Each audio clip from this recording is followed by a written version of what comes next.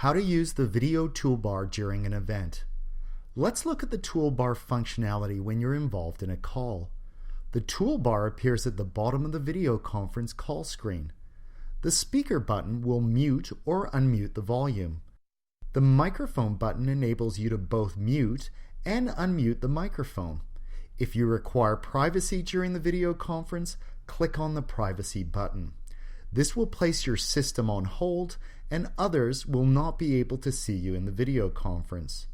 You can change the layout of the screen by clicking on the Self View button.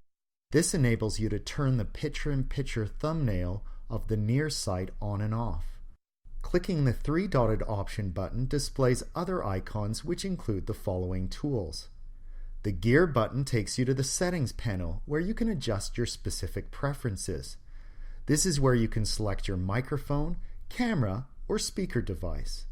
You can share content from your computer by using the Share Content button. This includes documents, websites, or any other material that is open on your desktop. To share content, click the Share Content button and then select the desired item from the shared list. Clicking the Participants button displays a list of participants involved in the event.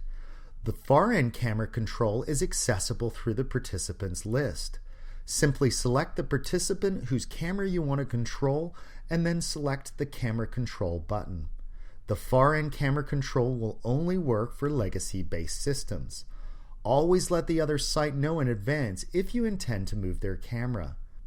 Lastly, when you need to disconnect from a video conference, click the red Disconnect button at the right of the toolbar.